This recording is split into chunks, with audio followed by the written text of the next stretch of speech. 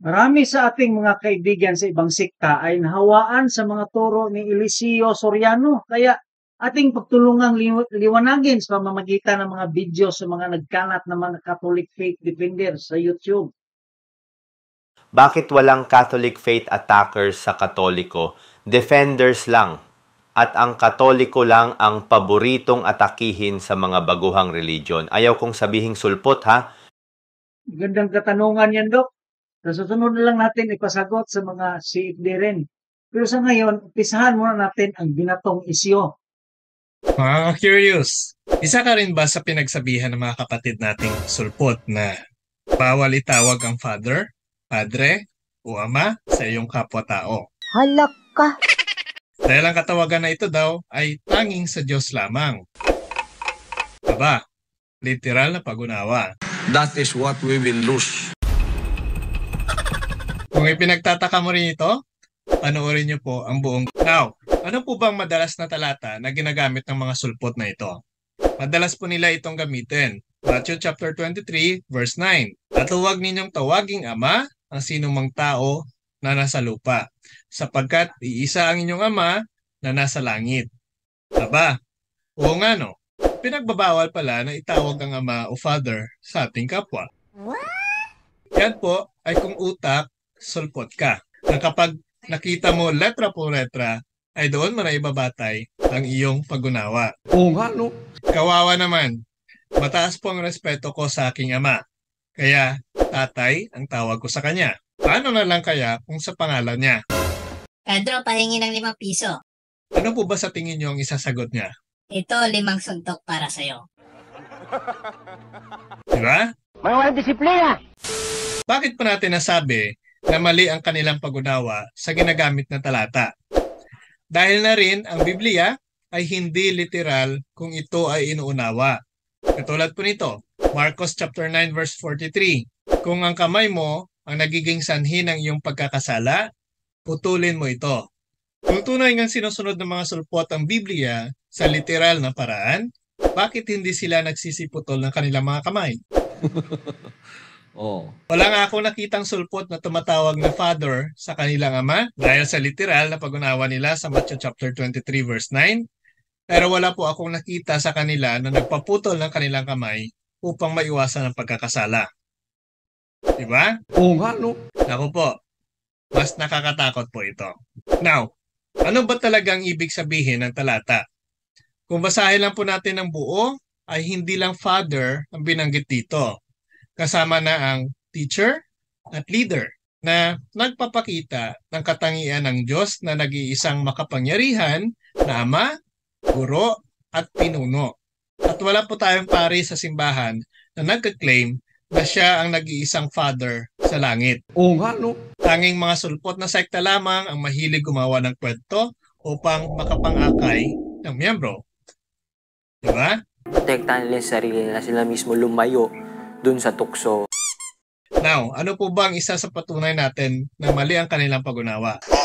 Kung basahin po natin ang buong Biblia, may mga nakatala rin na tinawag ang tao ng Diyos na Father. Katulad po nito, kahit na iliteral mo ang pag-unawa nito, ay klarong-klaro ang kahulugan nito. Acts chapter 7 verse 1 to 2, to this, he replied, "Brothers and fathers, listen to me. The God of glory appeared to our father Abraham while he was still in Mesopotamia before he lived in Haran." Abay tinawag pala ni Esteban na father si Abraham. Oo nga, no? Now sila lang ba sa Biblia ang dapat tumawag na father sa kay Abraham? I don't know. Hindi rin po. Dahil sabi ng Diyos, si Abraham ang magiging ama ng lahat ng bansa. Nice. At ito po, hindi lang po si Abraham, kahit si David ay tinawag ring father. Oo nga, no? Kung susundin mo lang ang pag-iisip ng mga sulpot na ito, malilito ka talaga sa kung ano pinupunto ng mga sinasabi sa Biblia ang gamit nila. Ngunit kung ikaw ay nagsusuri at hindi tagapakinig lamang sa mga tinuturo ng pastor o ng ministro, malalaman mo talaga ang tamang sagot, hindi lang puro kuro. Marami pa akong pangarap sa buhay na gusto ko to pa rin lahat. Ikaw ka curious, ano po ba sa tingin mo? Di ka na mabubudol niyan. Dahil di ba luloko ang may pekealam. Ayan, maraming salamat po sa inyong walang sawang pagsubaybay sa ating munting programa, lalong-lalo na po sa mga nag-send ng stars bilang Salamat, Mr. Curious Catholic, sa pagkaliwanag. Ating pangtiwasan, dagdagan ang video galing sa punto por punto. Mahirapan silang unawain yan, Idol Vert, dahil sarado na ang utak niyan. Magbago lang yan kapag may demonic attack na katulad nito. Oh. Anak kay career ka sa demonyo, career ka sa sakit. O di mo kumuduol yun. Nya inigtanaw niya sa kuha kay di magkaiyo man kuno ko. Magkaiyo mo siya nga. Itom yun siya mismo. Miyom siya niya. Magsilbi na magrosaryo mi padir nagatubang ko sa altar niya. Ang akong naong naadiri niya akong lawas nagatubang siya. Ang akong nagatubang dito sa altar. May sulti niya. Di na kumuduol dito, di na kumapil sa rosaryo. Yun na lang. Hindi lang ito para sa kanila, kundi para din sa mga baguhan na pwedeng hikayat sa kanilang aral. Okay, punto por punto. Pasok! May tanong lang po ako, bro, patungkol po ito sa mga atake ng MCGI, patungkol po sa tinatawag na Most Holy Father. Meron ba po tayong mababasa sa Biblia? Kasi sabi ng Eli Soriano na parang ano daw yun sa Panginoon, parang kapusungan kasi isa lang ang Most Holy at yun ay ang Panginoon. Tapos bakit yung Santo Papa ay tinatawag na Most Holy Father? Meron ba po tayong talata sa Biblia na nagsusuporta sa para tawaging Most Holy Father ang ating Santo Papa? Yun lang po, bro. Eto, silang gumawa ng edit na to eh. Oh. Silang gumawa niya, no? The Catholic Encyclopedia, Volume 8, page 571. The Pope, the popular title of the Bishop of Rome. Yung title of the Bishop of Rome, yun ang huli. Yun ang huli. Oh, yun ang Papa. Bishop of Rome. The popular title of the Bishop of Rome, successor of St. Peter and visible head of the Catholic Church, is Pope, derived from the Greek papas, which means father. The title was first mentioned by St. Ennodius in date 521 and has been in general use in the Western Church since the 11th century. Pag MCGI ang gumamit nito, ang kanilang paliwanag, ang Santo Papa nagsimula daw 521. Mali. Yung title na Pope, date 521, unang mention ni Saint Ennodius. Pero ang pinangalan ng Pope, yung Bishop of Rome. Kailan ba nagsimula ang Bishop of Rome? Date 521? Ay, mali ang unawa ng MCGI dito. Tingnan mo sa Gawa 2028, sinasabi doon, obispo mamamahala sa iglesia ng Panginoon. At saka idagdag ko na lang din siguro kasi ang tanong niya kasi mga kapatid ay bakit most holy ang Pope? Hierarchical kasi ang church, kapatid, no? When we say hierarchical, mayroon siyang level of authorities, no? So lahat po 'yan na katungkulan ng mga pari, puro po 'yan banal na tungkulin. Dahil Diyos po ang naglagay niyan. Diyos po ang may atas niyan na 'yan ang gawain para sa kanya. No, kaya tawag sa sabi ni Apostol na Juan na sila ay dito sa pahayag 1:6. Ang mga pari ay basahin natin, no? Para maunawaan natin ano bang ibig sabihin ng most holy. Ginawa niya tayong isang lahi ng mga pari na naglilingkod sa kanyang Diyos at Ama, kay Kristo ang kapurihan at kapangyarihan magpakailanman. So yung mga pari talaga ang Diyos ang gumawa noon, no, yung kanilang office. Hierarchical kasi, bro, ang church. Ang Papa ang pinaka, kaya siya the most holy. Lahat ng tungkulin na yun, kabanalan yun, no? From bishops, cardinals, bishops, monsignor, priest, deacons, lahat ng katungkulan na yan, puro yan tungkulin ng mga banal yan na katungkulan. Holy office tawag dyan.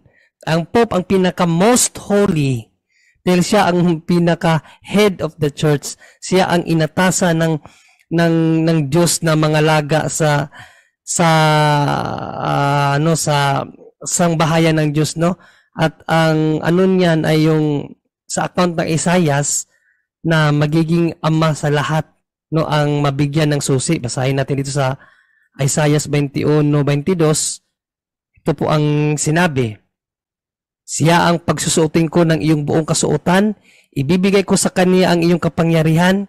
Siya ang magiging ama ng taga-Jerusalem at ang mga taga-Huda. Okay, so malinaw dito, no, sa 22:21, no, at sa 22, ibibigay ko sa kanya ang susi ng sambahayan ni David. Walang makakapagsara ng anumang buksan niya at walang makakapagbukas ng anumang sarahan niya. At alam naman natin ang parallel verse niyan, yung nasa Mateo 16, no, 18 at 19, na ibinigay ang susi na yan, no, kay San Pedro, at sinabi ko sa iyo, ikaw ay Pedro, at sa ibabaw ng batong ito, tatayo ko ang aking iglesia, ang pintuan ng daigdig ng mga patay na hindi magtatagumpay sa kanya, at ibibigay ko sa iyo ang susi, no?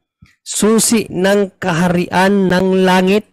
Ang ipagbabawal mo sa lupa at ipagbabawal sa langit, ang ipagbabawal mo sa lupa ay ipagbabawal sa langit, at ang ipahintulot mo naman sa lupa ay pahihintulot sa langit.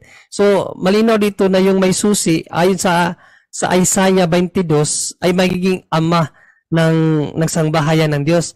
So, in same manner, sa Christian world, dahil ang binigyan ng susi, ang ating mga Santo Papa no, nag-umpisa kay Pedro, ibinigay kay Pedro, ipinasa yun sa sumunod sa kanya, yung susi na yun, nagsimbolo yun sa kanyang kapangyarihan.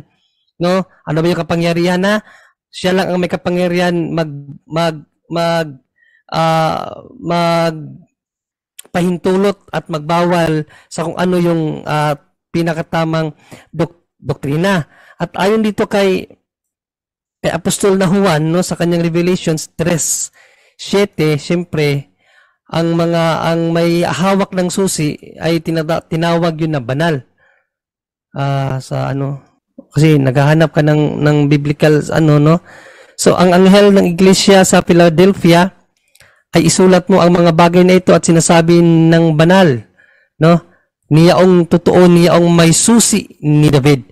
Ito pumapatungkol to kay Panginoong Jesucristo, dahil si Panginoong Jesucristo man talaga ang may hawak ng susi ng David. Pero tandaan natin, ibinigay niya yun sa mga nangangalaga sa iglesia kay San Pedro, no? At ang may hawak doon ng susi ay isang, sabi, banal. Yan.